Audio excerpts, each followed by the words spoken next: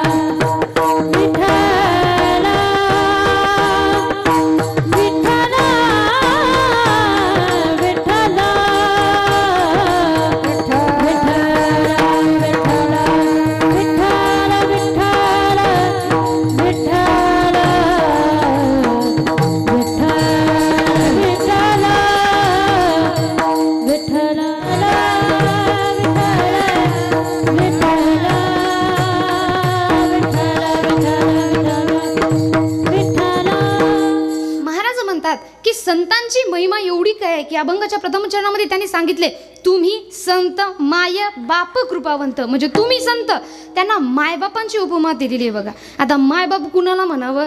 जगाच्या पाठीवर जगाचा एक नियम आहे पहा, प्रेम द्या प्रेम घ्या. जर आपण जगातल्या लोकांना प्रेम दिलं तरच ते आपल्याला प्रेम देतील. पण हा नियम दोन व्यक्ती पुढे लागू होत नाही, ते म्हणजे आपले आई वडील आणि दुसरे म्हणजे संत, तिसरे म्हणजे भगवंत. यांच्या पुढे तुम्ही त्यांना मायबापांना तुम्ही प्रेम द्या किंवा त्यांचा द्वेष करा, त्याच्या उलट त्याच्या बदलीवर तुम्हाला मायबाप फक्त प्रेमच देणार. मग असं संतांनी काय कार्य केलंय की संतांना मायबापाची उपमा दिलेली आहे. तेव्हा म्हणतात अभंगाचं प्रथम चरण, तुम्ही संत माया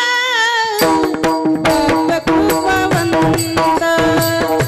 तुम्ही संत माया बाप कृपावंत, तुम्ही संत माया बाप कृपावंत, तुम्ही संत माया बाप कृपावंत, तुम्ही संत माया बाप कृपावंत,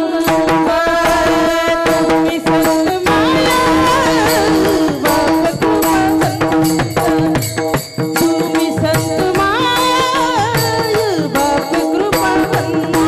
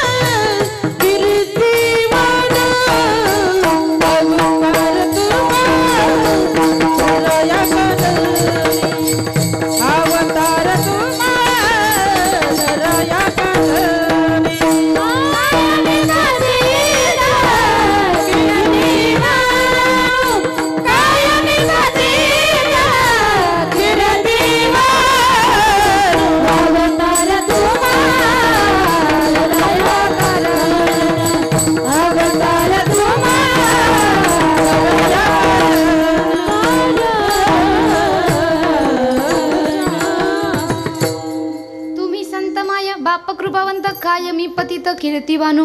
त्यांचे आपल्यावर काय उपकार आहेत आणि संतांना मायबाबाची उपमा का दिली याचं उदाहरण मी तुम्हाला सांगते. संतांचे आपल्यावर भरपूर उपकार आहे, यामध्ये संतांची ताकद काय सांगणार एक दृष्टांत मी तुम्हाला सांगते बघा. एक फार काळी पूर्वीची एक कथा आहे. एक राजा होता, त्या राजाची जी राणी होती, दोघं जण फार आनंदाने राहायचे. पण त्या राजाकडे सगळं सुख असताना एका गोष्टीचं सुख नव्हतं, ते म्हणजे त्याला मुलगा नव्हता. आणि अख्खं राज्य, पैसे सगळे, पण ते चालवण्यासाठी उत्तराधिकारी मुलगा तिथं नाही. तसा मुलगा मुलगी भेद करू नये, कारण महाराज म्हणतात ना, कुळी कन्या पुत्र, कन्या आणि पुत्र दोघही. पहिले नाव कुणाचं घेतलंय? कन्या, नंतर पुत्र. भेदाभेद संतांनी सुद्धा केलं नाही, भगवंतांनी सुद्धा केलं नाही, फक्त आपणच करतोय. अशा प्रकारे त्याच्या मनामध्ये भेद होता. त्याला उत्तराधिकारी म्हणून एक मुलगा हवा होता आणि राणीला मुली झाल्या होत्या, 5-7 तिला मुली झाल्या.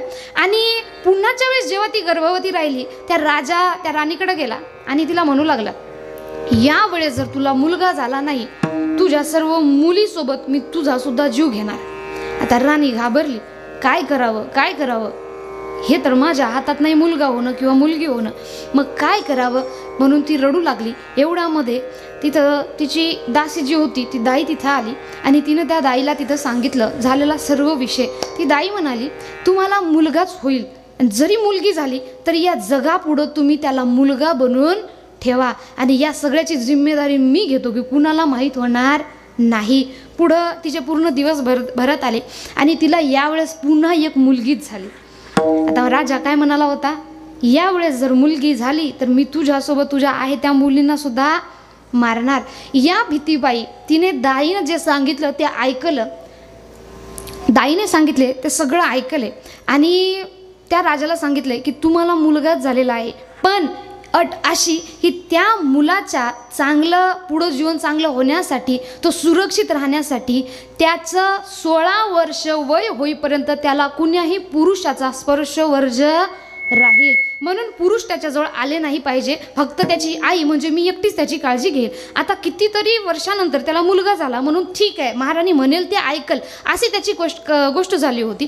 पुढं दिवस भरत आले. तो जो मुलगा, ती काय होती, मुलगी, पण काय बनून वावरत होती, मुलगा. सर्वजण म्हणू लागले आम्हाला राजकुमार आलाय, राजकुमार आलाय, राजकुमार आलाय. पुढं वेळ जसजसा वाढत चालला. मला सांगा, आता तो राजकुमार होती राजकुमारी, पण काय म्हणून राहत होती, राजकुमार. आता मुलं ही वयामध्ये आल्यानंतर आपण काय करतो, तुमच्या इकडे पूजा करून ठेवतात का, लग्न करतो, बरोबर.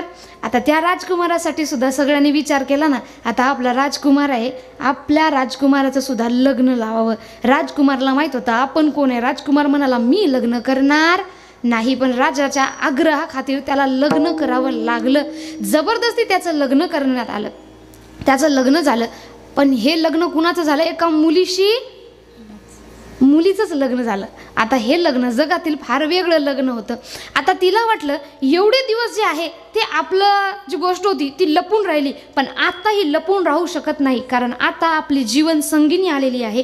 आणि जेव्हा मी तिच्याजवळ जाईल तिला माहीत होणार की मी मुलगा नसून मुलगी आहे. मग एवढा अपमानजनक मृत्यू होण्यापेक्षा मी स्वतःच आत्महत्या करतो आणि आपला जीव देतो. आता त्याने हा विचार केला. रात्रीच्या टायमाला घोडा घेतला आणि निघाला, जंगलामध्ये गेला. जंगलामध्ये गेल्यानंतर त्याने एका झाडाला गळफास बांधली आणि फाशी घ्यायची. एवढ्यामध्ये त्याला आवाज येऊ लागले त्याच्या कानावर, विठ्ठल विठ्ठल रामकृष्ण हरी रामकृष्ण हरी रामकृष्ण हरी. त्याला कळाले की कोणीतरी संत येत आहेत आणि भगवंता काय नशीब माझं, मरता क्षणी जर संतांचे चरण मला मिळाले तर मला मोक्ष मिळाल्याशिवाय राहणार नाही. या गोष्टीचा विचार केला आणि त्याने ती गळफास गळ्यातून काढली आणि समोर संत होते त्या संतांच्या चरणामध्ये पडला. ते संत होते जगद्गुरू संत तुकाराम, ते संत होते आमचे ज्ञानोबा माऊली.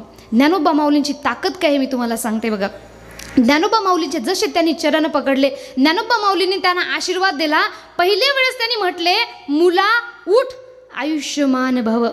हे बोलल्यानंतर तो जो मुलगा होता, राजकुमार होता, तो म्हणाला, महाराज आपण फार मोठे श्रेष्ठ संत आहात, पण इथं आपण चुकलात, मला माफ करा. मला माहित आहे तुमचा अधिकार मोठा आहे, पण इथं काय झालंय, पहिली गोष्ट तुम्ही मला म्हणाले मुला उठ, मी मुलगा नसून मी मुलगी आहे आणि फक्त वरून मी मुलाचा वेश धारण केलेला आहे. सर्व कथा त्यांना सांगितली. आणि दुसरा आशीर्वाद जो तुम्ही मला दिलाय आयुष्यमान भवचा, तर हे बघा म्हणाला गळफास, ते फाशी घेण्यासाठी मी इथं उपस्थित आहे आणि आता तुमचे चरण स्पर्श करून मी मरणार आहे. मग तुमचा हा आशीर्वाद खोटा होणार. तेव्हा ज्ञानोबा राय म्हणतात की माझा आशीर्वाद आहे, संतांच्या आशीर्वादापुढं भगवंतालाही झुकणं भाग आहे. की जीही निमिषी मात्रे देह पालटिला स्त्रियेचा तो केला पुरुष उभा.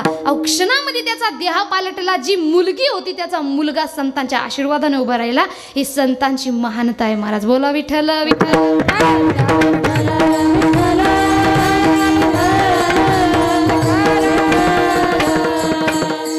आता संतांच्या मायबापांची ही महानता आपल्याला लक्षात आली, पण संतांना मायबापाची उपमा देण्याचं कारण काय? कारण मायबाप हे नेहमी आपल्या लेकराचे म्हणतात, लेकुराचे हित वा हे माऊलीचे चित्त. लेकराचं हित कशामध्ये आहे याचाच विचार फक्त मायमाऊल्या करत असतात, मायबाप हे करत असतात. आणि याच प्रकारे संत सुद्धा फक्त आपल्याच हिताचा विचार करतात. आणि म्हणून त्यांना म्हटलेले आहे माय बाप. म्हणून अभंगाच्या प्रथम चरणामध्ये महाराज म्हणतात, तुम्ही संत माय बाप कृपावंत कायमी पतित कीर्तिवानू. असं त्यांनी काय केलंय, त्यांनी कशासाठी अवतार धारण केला? तर अभंगाचं दुसरं चरण. अवतार तुम्हा धराया कारणा, अवतार तुम्हा धराया कारणा, अवतार तुम्हा धराया कारणा, अवतार तुम्हा धराया कारणा, अवतार तुम्हा धराया अवतार तुम्हा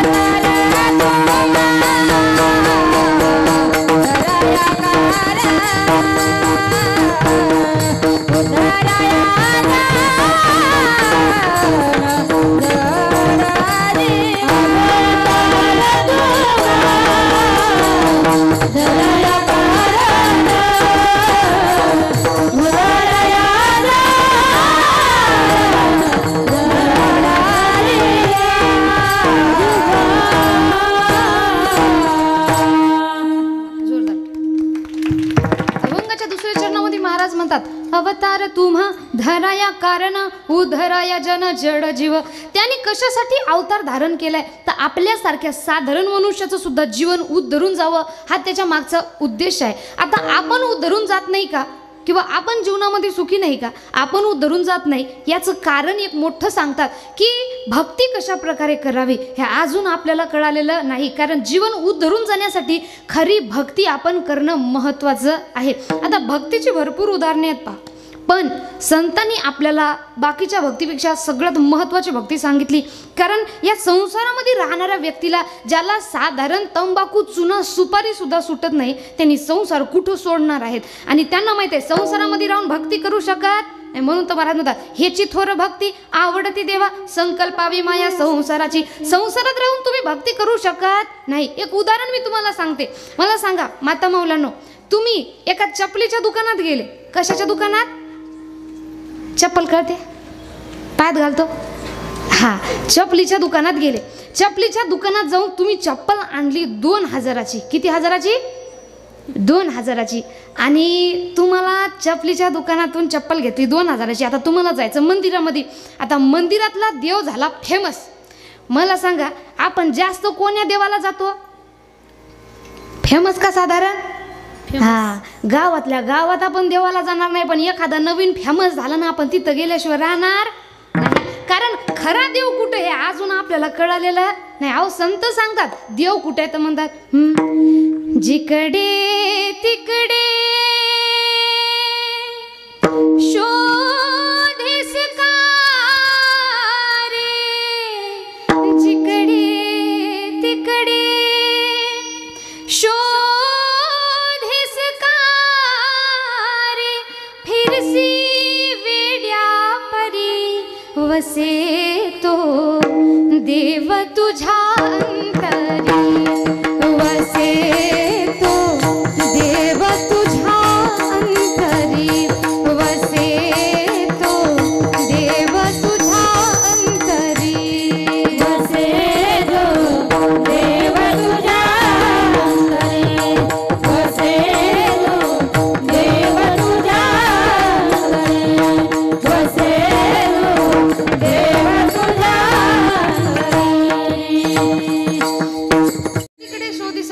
फिरसी वेड्यापरी वसे तो देव तुझ्या अंतरी. भगवंत हे आपल्या जवळ आहेत पण आपल्याला हे अजून कळालेलं नाही. म्हणून आपण काय करतो, भगवंताला बाहेर शोधत राहतो. ते म्हणतात ना, मृग के नाभी बसे कस्तुरी नहीं मृगेने बेरारे बन बन ढूंढत फिरे जंगल में सुंगे घास घनेरा रे. एक सुंदर असं गीत आहे, म्हणतात गुरु बिन घोर अंधेरा साधो रे.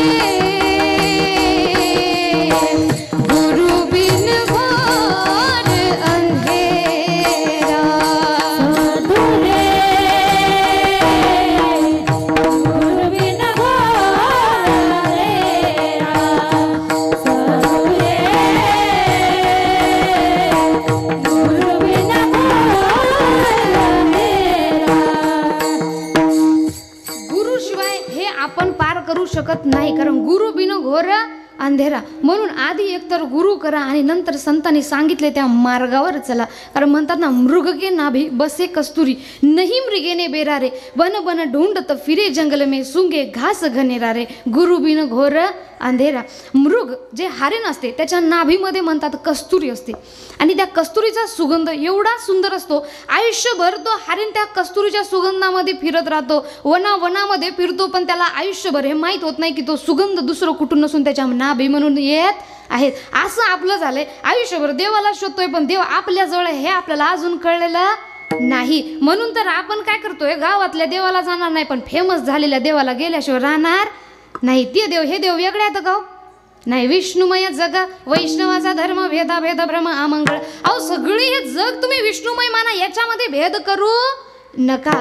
तर असो, आपला विषय कुठं होता, देवळातला देव झाला फेमस. आता फेमस देवाकडं मला सांगा डायरेक्ट दर्शन मिळतं का? काय करावं लागतं, लाईन लागावं लागतं. आता लाईन पण लहान राहतं का? नाही. विचार करा, तुमचं मंदिर आहे इथं, तर शिवजींची मूर्ती इथं, पिंड जे आहे ना इथं मंदिर आहे. तुमची चप्पल कितीची आहे? 2000ची. आता गेट कुठे? तिकडं. म्हणजे किती महागाची चप्पल इथं घेऊन येता येतं का? डोक्यावर घेऊन तरी येता येतं का? नाही. मग चप्पल कुठं सोडावं लागेल? गेटच्या. चप्पल कितीची आहे? तुम्ही कुठं आले? चप्पल कुठे?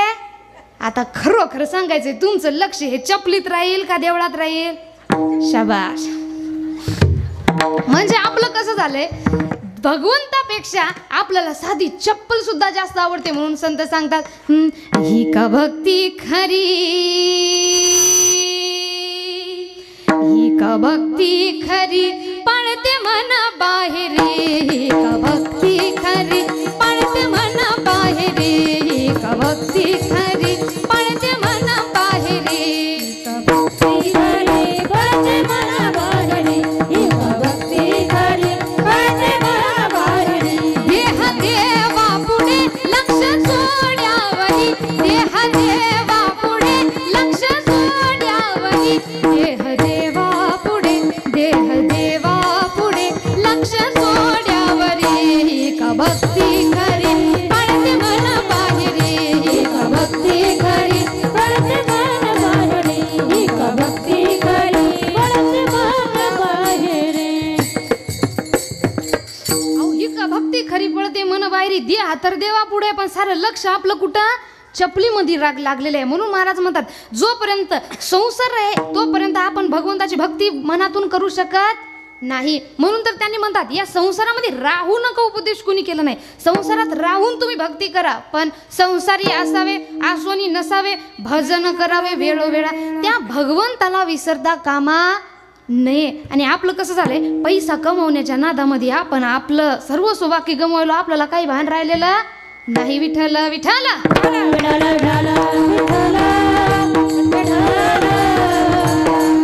म्हणून म्हणतात, एवढं सारं आपण जगामध्ये एवढं सारं कमावून ठेवतोय, एवढं चांगलं घर बांधून ठेवतो की मरताना मरूच वाटत नाही. 10 वेळ माणूस त्या घरालाच पाहते, मग एवढं घर पुन्हा भेटल का? एवढी महागडी चप्पल घ्यायची काय गरज? आता माझी चप्पल 150 रुपयाची आहे, मी कुठेच सोडते. नेली तरी जास्त चालले का? नाही. आता मी जर 2-3 हजाराची चप्पल घेतली तर माझं लक्ष कुठं राहील? कीर्तनामध्ये माझं लक्ष तिकडंच राहील. मी चप्पल नेईल का कोणी? चप्पल उचलून ठेवा लागत होती का? इकडं तुम्हाला म्हणाल महाराजांनी हे सांगितलं मनात चालेल चप्पल नेली असेल का, म्हणजे आपलं चुकतंय कुठं. म्हणून म्हणतात की कमवा पण एवढं पण जास्त नको की त्याचं टेन्शन आपल्याला येईल. मला सांगा, एक घर आहे ते करोड रुपयाचं बांधून आहे आणि त्याच्यामध्ये करोड रुपयाचा पैसा आहे, आणि एक घर आहे ते फक्त 1000-2000 रुपयाचं, म्हणजे हजार म्हणजे हजारांमध्ये बरं का, त्यात 50-60 हजार धरा ना, तुम्ही 1-2 हजार धरशाल, 50-60 हजाराचं घर आहे आणि त्याच्यामध्ये पैसा नाही. आता करोडपती बाई आणि गरीब बाई दोघी जणी कीर्तनामध्ये आल्या. आता आनंदमय वातावरणामध्ये कीर्तनाचा आनंद कोण घेऊ शकल? जी गरीब आहे ती. पण ना ते करोडवाली बाईच्या मनात गोष्टी काय चालतील? हा, हे मी कशावरून अनुभवलं तुम्हाला सांगू का. मला ना सोन्याच्या जास्त वस्तू आवडत नाहीत, पण एकदा माझी इच्छा झाली सगळेच घ्यायला, आपणही घ्यावं. मी घेतली अंगठी. तर मी आहे प्रोफेशनली तबलावादक म्हटल्यानंतर ते अंगठी सोन्याची होते ना, तर मी काय करते, जिथं कुठं झालं तिथं अंगठी काढून ठेवून देते. माझे बाबा त्या अंगठीच्या मागं राहतात मी तबल्याच्या मागं राहते. गेलं तर माझं चाललं का घेऊन त्यांनी दिलेली असते ना. अशा प्रकारे आता ती अंगठी मी घेतली. एक दिवस असं झालं, मी तबला वाजवला, ती अंगठी तिथं राहिली, मी गेली तर अंगठी तिथंच. दुसऱ्या दिवशी जेव्हा मला अंगठी सापडली, सगळ्यांनी शोधून आणून ती हातात घातली. दुसऱ्या दिवशीपासून माझ्या डोक्यामध्ये चक्क एकच विचार फिरायला, कुठं तबला वाजवताना अंगठी पडली तर. झोपतही मला एक दिसायला अंगठी कुठे आहे. म्हणजे एवढं लक्ष कुठं आपलं जातं त्या संसारामध्ये. म्हणून आहे का, जेवढं कमीत कमी होईल तेवढं कमीत कमी आपल्याजवळ ठेवत जावं. आनंदी जीवन जगायचं असेल तर माणसाचं स्वतःचं टेन्शन माणसाला सुटणं गेलं त्या वस्तूचं कधी घेत बसावं. विठ्ठल विठ्ठल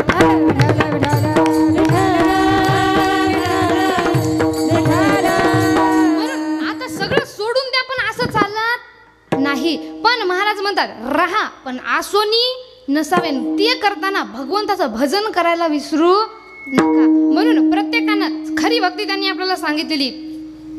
आवडे देवासी तो एका प्रकार नामाचा उच्चार रात्रंदिन. अहो भगवंताला कोणती भक्ती आवडते? फक्त भगवंताचं नामस्मरण करा, हेच थोर भक्ती आणि हेच भगवंताला आवडते. नामस्मरणापेक्षा दुसरी भक्तीच कोणती श्रेष्ठ नाही. आमचे जगद्गुरु संत तुकाराम महाराज सांगतात, या विना अनिक सतापै साधन वाहतच यानं विठोबाची शपथ घेऊन सांगतात की या नामस्मरणाशिवाय दुसरी भक्ती सोपी नाही. पण शेवटी म्हणून जातात कोणतं की अहो तुका म्हणे सोपे आहे सर्वाहून शहाणा तो धनी. जो शहाणा आहे तोच घेतो. कारण आपलं कसं झालं, आपल्याला 10 वेळा सांगितले फक्त नामस्मरण करा. पण आपले विषय कोणते चालतात? नाही मी ग्रंथ वाचेल, नाही मी पुराण वाचेल, नाही मी उपवास करेल. बरं उपवासाचं आपलं कसं झालं, एक उदाहरण मी तुम्हाला देते बघा. उपवास कोण कोण पकडते? हात वर करा ना. जवळपास सगळे पकडत असाल ना. ठीक आहे. उपवास पकडतात ना. ज्या दिवशी आपण उपवास धरला त्या दिवशी आपण काय खात नाही? जेवण करता का? अन्न खात नाही. म्हणजे जे अन्न आपण खात नाही, पण ते अन्न घेत असताना आपण तिथं श्लोक कोणता म्हणत असतो? वदनी कवळ घेता नाम घ्या श्रीहरीचे, सहजावन होते नाम घेता पुकाचे, जीवन करी जीवित्वा. अन्न हे पूर्ण, ज्या अन्नाला पूर्ण ब्रह्म म्हटलंय ताई, ते अन्न आपल्याला उपवासाला चालत.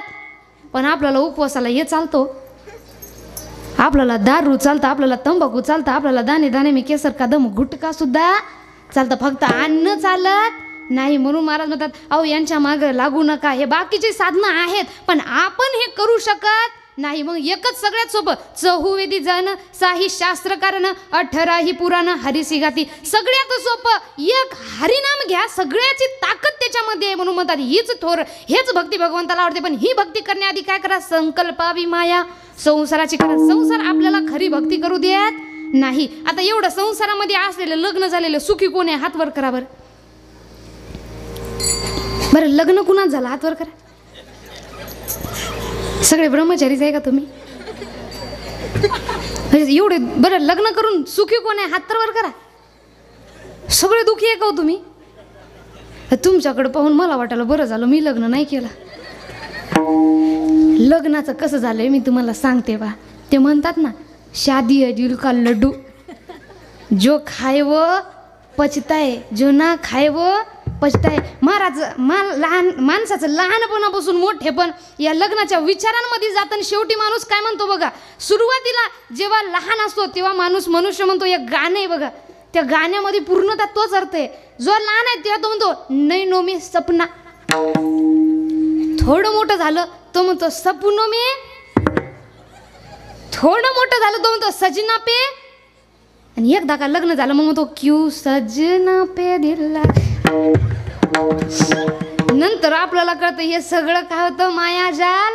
तर ते म्हणतात ना ज्याचं लग्न झालं त्या झालं नाही त्याला वाटतं माझं कधी होईल. तो स्वप्नामध्ये गाणे म्हणतो यंदा यावं नाव माझं साजनीच्या उखाण्यात. एकदा का लग्न झालं तो म्हणतो ये क्या हुआ कैसे हुआ क्यों हुआ नहीं होना था हो गया. करणार आपण भरणार हो दे खर्च पुढच्या वर्षी सरपंच. विठ्ठल विठ्ठल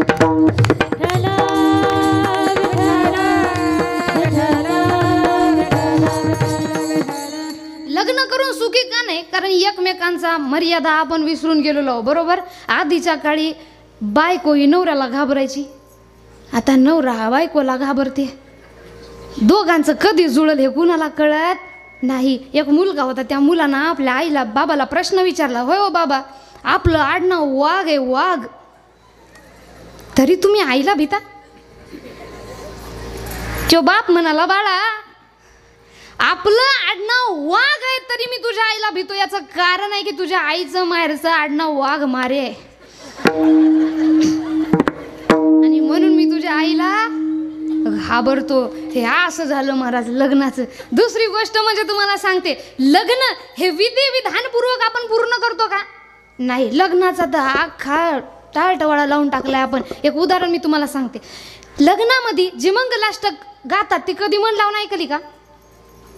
त्याचं चांगला अर्थ आहे बघा. पहिलं म्हणतात मित्रा घे वचनासया समजुनी तू पोर नाही आता.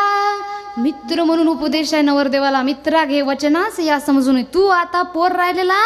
अरे एक जबाबदारी ही तुझ्यावर आलेली आहे. भोगासाठीचं लग्न हे नसून या नुसतं भोग आणि विलासासाठी हे लग्न नाही. लग्न कशासाठी आहे की तुला एक सुख आणि दुःखामध्ये एक जीवनसाथी मिळेल जो तुझ्या सुखामध्ये तुझ्यासोबत राहील, जो तुझ्या दुःखामध्ये तुझ्यासोबत राहील.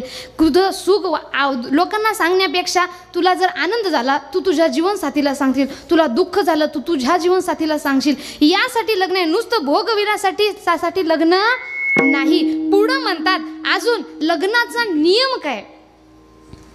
वाजंत्रे बहु गलबला न करणे. वाजंत्र्याचा जास्त गलबला हा लग्नामध्ये नको. पण आपल्या लग्नामध्ये काय राहतो तुमच्या झाल्याना अनुभवी तुम्ही सांगा. लग्नामध्ये ताई आपण काय करतोय यज्ञामध्ये आहुती देतोय बरोबर. त्या लग्नाची कशी विल्हेवाट लावली आपण बघा. लग्नामध्ये आपण म्हणतो स्वाहा मंत्र उच्चार करून स्वाहा. मग तिथं सात्विक गाणी वाजाय पाहिजेत का आपली कोणती पण वाजाय पाहिजेत. हा विचार करा. तिथं म्हणतात वाजंत्र्याचा जास्त गलबला हा लग्नामध्ये नको. इकडं आपण मंत्रोच्चार करतो स्वाहा आणि तिकडं आपली मित्र म्हणते बजाव काय खबर हे इकडं म्हणते स्वाहा ते तिकडं नसते शांताबाई. हे इकडं म्हणते स्वाहा ते म्हणते पाटलांचा बैलगाडा.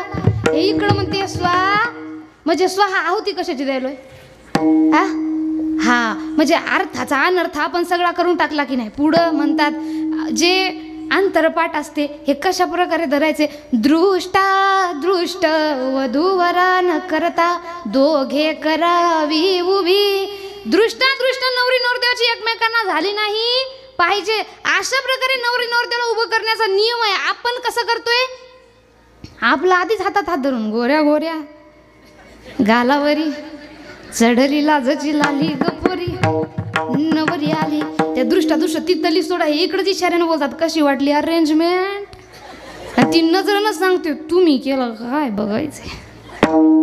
हे आपण नियमावलीनुसार लग्न करायलो का नाही. मग नियमानुसार जर केलं नाही तर आपल्याला त्याचं सुख खरं मिळणार आहे का? नाही. मग लग्नामध्ये कोणती गाणी वाजवायची हे सुद्धा आपल्याला कळालं पाहिजे. लग्नामध्ये काय करायचं हे सुद्धा आपल्याला कळालं पाहिजे. तेव्हाच आपण संसारामध्ये सुखी राहू शकतो. विठ्ठल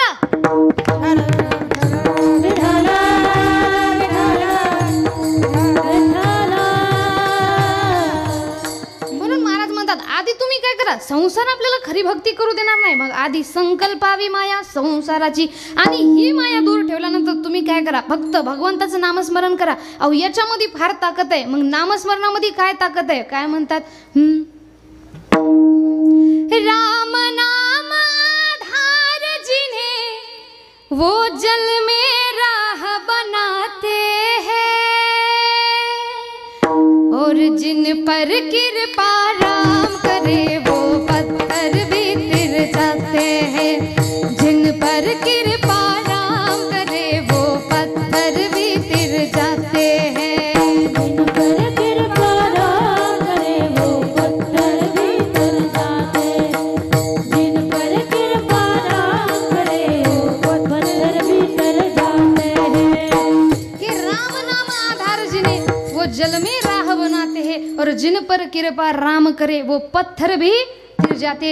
भगवंतानी ज्यांच्यावर कृपा केली, भगवंताच्या नावाने ज्याच्यावर कृपा केली, तो दगड असेल तरी सुद्धा तरुण जातो. मग आपण तर मनुष्य आहे, का तरुण जाणार नाही? म्हणून म्हणतात तुम्ही फक्त नामस्मरण करा. नामस्मरणामध्ये खूप जास्त ताकद आहे. पण ते नामस्मरण करताना एक गोष्ट नेहमी लक्षात ठेवायची, आपलं चित्त त्या भगवंताच्या नामामध्ये असलं पाहिजे. आणि चित्त नाही नामी तरी ते व्यर्थ, चित्त नाही नामी तरी ते व्यर्थ, चित्त नाही नामी तरी व्यर्थ, चित्त नाही नामी. त्रिवेणी संगमे नाना तुझे भ्रमे, चित्त नाही नामी तरी ते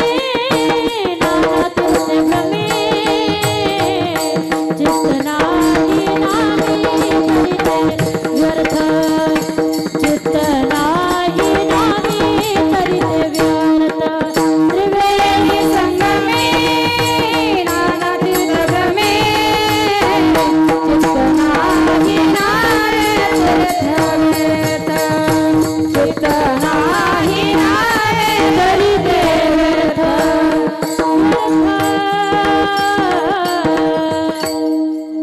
त्रिवेणी संगमी नाना तीर्थ भ्रमी, चित्त नाही नामी तरी ते व्यर्थ. भगवंताच्या नामामध्ये जर चित्त, हे सगळ्यात महत्त्वाची गोष्ट आहे, लक्षात ठेवा.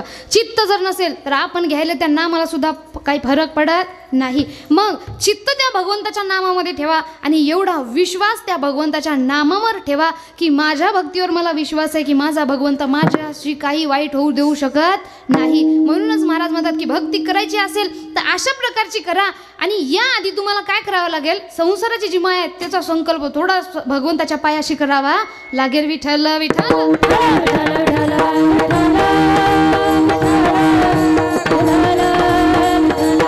आणि ज्यांना या भगवंताच्या नामाची रुची लागली, राम रसाची या रुची, त्याला दुसरा कोणताही रस आवडत नाही. याचं सगळ्यात मोठं उदाहरण म्हणजे मी तुम्हाला सांगते, जेव्हा रामायणामध्ये युद्ध झालं होतं तेव्हा प्रभू श्री रामांनी सर्वांना काही ना काहीतरी भेटवस्तू दिली होती. पण हनुमंतरायाला, बजरंगबलीला काहीच दिलं नाही. आता माता सीता म्हणाल्या की भगवंत आपण सर्वांना काहीतरी दिलंय, पण जर हनुमानजी नसते तर हे सगळं घडलं नसतं. मग ज्यांची सगळ्यात जास्त ताकद आपण लावली त्यांना तुम्ही काहीच दिलं नाही. तेव्हा प्रभू श्री राम म्हणतात अशा व्यक्तीला मी काय देऊ ज्याला माझ्याशिवाय दुसरं काहीच आवडत नाही. तेव्हा माता सीता म्हणतात ठीक आहे तुम्ही नका देऊ पण मी देतो. म्हणून त्यांनी एक मोत्यांची रत्नाची माळ त्यांना दिली. माळ दिल्यानंतर बजरंगबलींनी ती माळ घेतली आणि थोडं साईडला जाऊन बसले. त्यांनी त्यांचा कार्यक्रम चालू केला. माळ घ्यायची, सगळ्या माळाला त्यांनी चांगलं निहाळून पाहिले. त्यांना त्यामध्ये काही दिसलं नाही. पुन्हा त्या माळातला एक मणी काढायचा, दातानं फोडायचा, पाहायचा, फेकायचा, एक मणी काढायचा, दातानं फोडायचा, पाहायचा, फेकायचा. आखी रत्न जडीत जी माळ होती ती त्यांनी तुकडे करून फेकून दिली. आता त्या सभेमध्ये उपस्थित सर्वजण विचारू लागली, अहो हनुमंतराया बुद्धीचे देवता म्हणतात आणि तुम्ही काय करत आहे, तुम्हाला माहित आहे का किती मौल्यवान हार आहे तो, किती किंमत आहे त्याची, काहीतरी थोडंसं मनाला वाटू द्या. तेव्हा त्यांनी म्हणतात की ज्या वस्तूमध्ये माझे प्रभू श्री राम नाही त्या वस्तूमध्ये मला थोडी सुद्धा रुची अजिबात रुची नाही. तेव्हा त्यांना सांगितले, तेव्हा विभीषणजी बाकीचे म्हणू लागले, ठीक आहे या माळामध्ये नाही म्हणून तुम्ही रुची दाखवली नाही, पण तुमच्यामध्ये आहे का? तेव्हा त्यांनी म्हणतात काय आहे ना, माझ्यामध्ये आहे तुझ्यामध्ये आहे. श्रीराम जानकी बैठे मेरे सीने में. श्रीराम जानकी बैठे मेरे सीने में.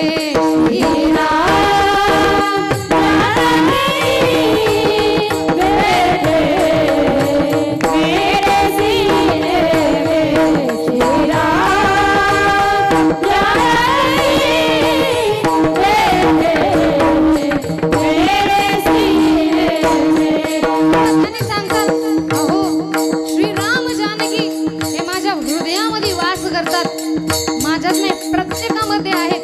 आणि जर पाहायचं असेल, देख लो मेरे दिल के नगीने में, देख लो मेरे दिल के नगीने में. श्रीराम जानकी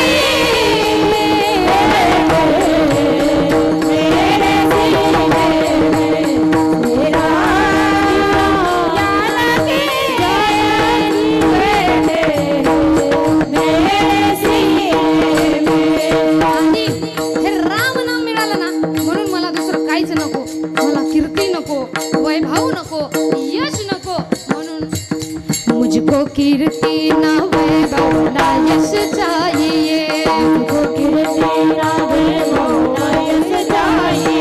राम के नाम का मुझको रस चाहिए. राम के नाम का मुझको रस चाहिए. सुख मिले से अमृत को पीने में. श्रीराम जानकी बैठे मेरे सीने में. श्रीराम जानकी बैठे मेरे सीने में. म्हणून म्हणतात श्रीराम जानकी बैठे हे मेरे सीने में. मग ज्याला भगवंताच्या नामाच्या रसाची रुची लागली त्यांना दुसरा कोणताही रस आवडत नाही. आणि हे रत्न असं आहे ज्यांना मिळालं, आमच्या संत मीराबाई म्हणतात, अहो कोणी चोर चोरू शकत नाही, काही करू शकत नाही. की पायो जी मैंने राम रतन धन पायो, पायो जी मैंने राम रतन धन पायो. जी मैंने राम रतन धन पायो, जी मैंने राम रतन धन पायो. वस्तु अमोलिक दी मेरे सतगुरु, वस्तु अमोलिक दी मेरे सतगुरु. कृपा कर अपनायो, पायो जी मैंने राम रतन धन पायो, पायो जी मैंने राम रतन धन पायो, पायो जी मैंने राम रतन धन पायो. खर्च न फूटे चोर न लूटे, दिन दिन बढ़त पायो, पायो जी मैंने राम रतन धन पायो, पायो जी मैंने राम रतन धन पायो, पायो जी मैंने राम रतन धन पायो, राम रतन धन पायो. आमच्या संत मीराबाई म्हणतात, पायो जी मैंने राम रतन धन पायो.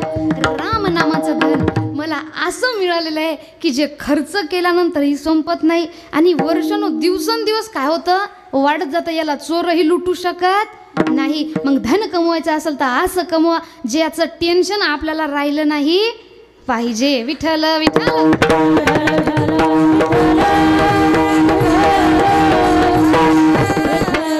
म्हणून म्हणतात ज्यांना भगवंताच्या नामाची रुची लागली त्यांना दुसरं कोणतंही नाम आवडत नाहीत, कारण एवढं गोड नाम आहे.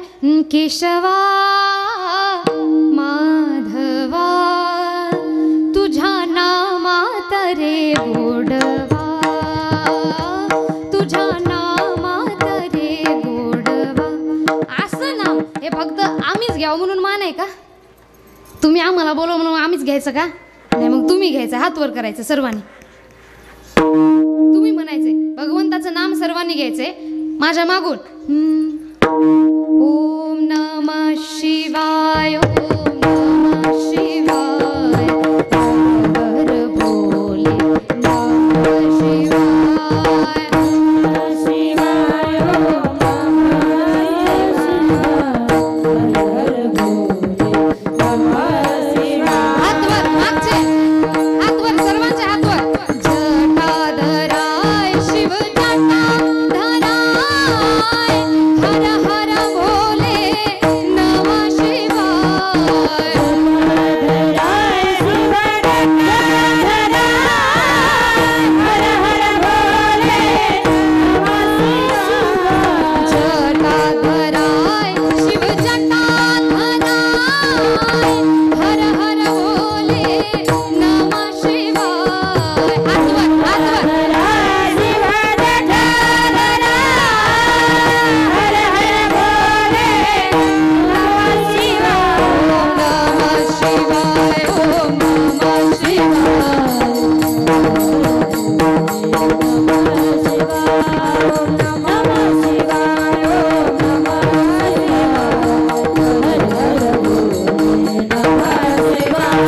धराय शिव जटाधराय, हर हर भोले नमः शिवाय. नमः शिवाय, ओम नमः शिवाय. सर्वांसाठी जोरदार टाळ्या. माता मावल्यानो, तुम्ही घरी जे नवऱ्याचे पैसे लपू लपू घेता ना, हा, आणि ते घरी लपून ठेवता ना, तुम्हाला त्या पैशाची शपथ आहे म्हणा. खरं खरं सांगायचंय, तुम्ही घेतलं का हो नाम?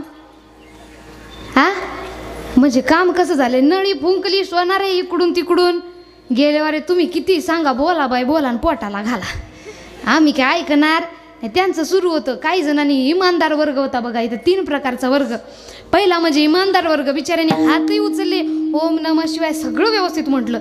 दुसरा वर्ग हा थोडा फसवा वर्ग होता, त्यांनी फक्त हात उचलले आणि तोंड हाललं, जणू काही तोंडातून हवेतून शब्द काढले तर काही बिघडलं यांचं. तिसरा वर्ग म्हणजे महाभयानक वर्ग होता, त्यानं फक्त शेजाऱ्याकडे पाहिलं, तो वाजवायला का, तो स्वर्गाला गेला तर याला येऊन जाणार आहे. अहो, आपली आपण करा, स्वतःचं स्वतः बघा, लोकांकडे बघू नका. म्हणून महाराज म्हणतात, अहो संतांनी आपल्याला अवतार तुम्हा धराया कारण उतराया जन जीव, आपल्यासारख्या साधारण मनुष्याचं सुद्धा जीवन उद्धरून जावं यासाठी संतांनी अवतार घेतलाय. आणि आपल्याला म्हणतात ना, अबरकाचे साठी पंते हाती धरली पाटी, ऐसे संत जगी क्रिया करुणी दाविती अंगी. आधी वागले नामस्मरणाने, त्यांनी तरुण गेले आणि नंतर त्यांच्या अनुभवावरून आपल्याला सांगितले. म्हणून म्हणतात की ज्यांनी अनुभवावरून सांगतात त्यांचं ऐकायचं असतं, पण आपण कुणाचं ऐकतो? हिरो हिरोईनचं. त्याने अनुभवातून सांगतात का आपल्याला? नाही. मग आपण आदर्श कुणाला ठेवायचा ना, आपण कुणाचं ऐकायचं हे सुद्धा आपल्याला कळालं पाहिजे. मग संतांनी हे आपल्यासाठी केलंय, म्हणून आता वेळ आहे, आता तरी कळून घ्या. कारण महाराज म्हणतात, बहुत सुकृताची जोडी म्हणून विठ्ठल आवडी.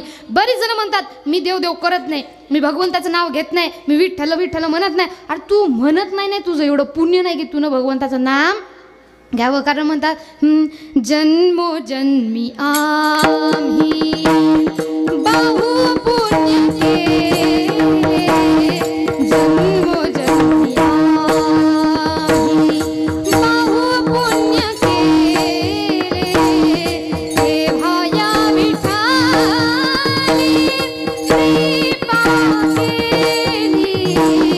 जन्मोजन्मी आम्ही बहु पुण्य केले, जन्मोजन्मी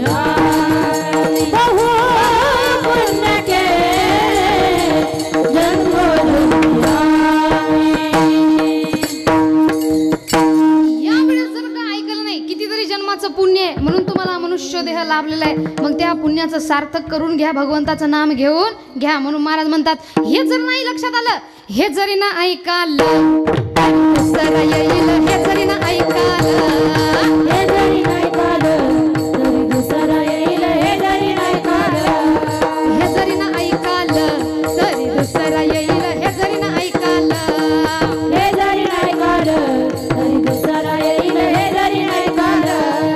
सरते शेवटिया काळ बांधून नेईल, सरते शेवटिया, सरत शेवटिया काळ बांधून नेईल, सरत शेवटिया. एका जनार्दने आमचे काय बाजाईल, एका जनार्दने आमचे काय बाजाईल. पिंगळा पिंगळा पिंगळा पिंगळा पिंगळा पिंगळा पिंगळा महाद्वारी, बोल बोली तो लेका पिंगळा महाद्वारी, पिंगळा महाद्वारी, बोल बोली तो लेका पिंगळा महाद्वारी. पिंगळा माधवारी बोली बोलत देखा, पिंगळा माधवारी, पिंगळा माधवारी बोली बोलत देखा, पिंगळा माधवारी. निर्गुण निराकार दादा माहुर माझ गाव, निर्गुण निराकार दादा माहुर माझ गाव. शकून शकून शकून शकून शकून सांगावया आलय माई माझ नाव, शकून सांगावया आलय माई माझ नाव, शकून सांगावया आलय माई माझ नाव, शकून सांगावया आलय माई माझ नाव. दाताचं दातवण घ्या गं कोणी, दाताचं दातवण घ्या गं कोणी. कुंकुम घ्या कोणी काळामणी, कुंकुम घ्या कोणी काळामणी, कुंकुम घ्या कोणी काळामणी, कुंकुम घ्या कोणी काळामणी, कुंकुम घ्या कोणी काळामणी, कुंकुम घ्या कोणी काळामणी, कुंकुम घ्या कोणी काळामणी, कुंकुम घ्या कोणी काळामणी. पिंगळा माधवारी बोली बोलत देखा, पिंगळा माधवारी, पिंगळा माधवारी बोली बोलत देखा, पिंगळा माधवारी, पिंगळा माधवारी बोली बोलत देखा, पिंगळा माधवारी, पिंगळा माधवारी बोली बोलत देखा, पिंगळा माधवारी.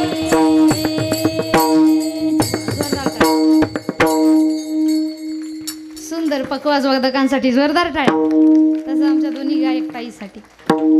महाराज सांगतात हे जरी ना ऐकालं तरी दुसरा येईल, सरते शेवटी या काळ बांधून नेईल, एका जनार्दनी आमुचे काय बाद जाईल. म्हणून वेळ आहे तोपर्यंत सुधरा, कितीतरी आपल्या पुण्यानं भगवंताचं नामस्मरण आपल्या आता मुखातून जागा होतं. रे बाई अनु जागा, आता जागा रे बाई अनु जागा, आता जागा रे बाई अनु जागा, आता जागा रे बाई अनु जागा. चोरने चल्या, चोरने चल्या, चोरने चल्या नाडोने भागा, आता जागा रे बाई अनु जागा, आता जागा रे बाई अनु जागा, आता जागा रे बाई अनु जागा, आता जागा रे बाई अनु जागा.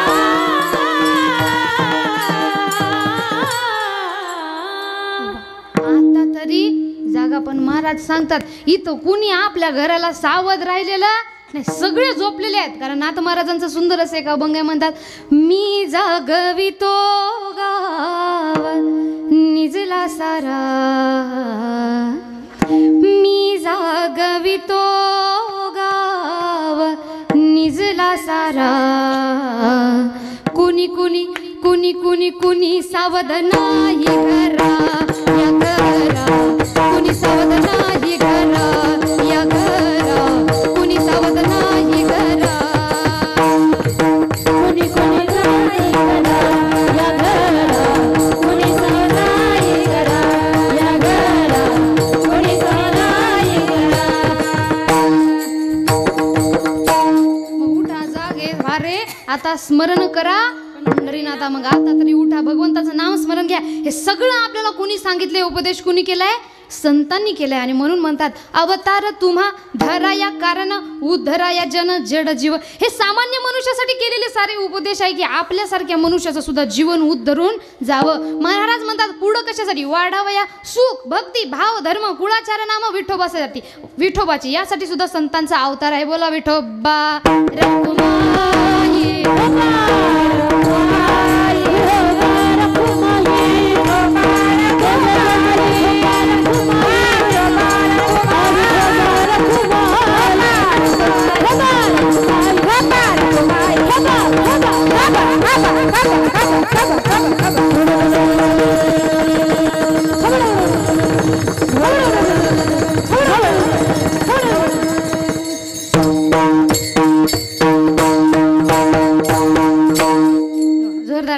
लेकरांसाठी. छान. तुम्ही संत माय बाप कृपावंत कायमी पतित कीर्तिवानो अवतार तुम्हा धरा या कारण उधरा या जन जड जीव वाढावया सुख भक्तिभाव धर्म कुळाचार नाम विठोबाचे. आपल्या जीवनामध्ये सुख भक्तिभाव हे धर्म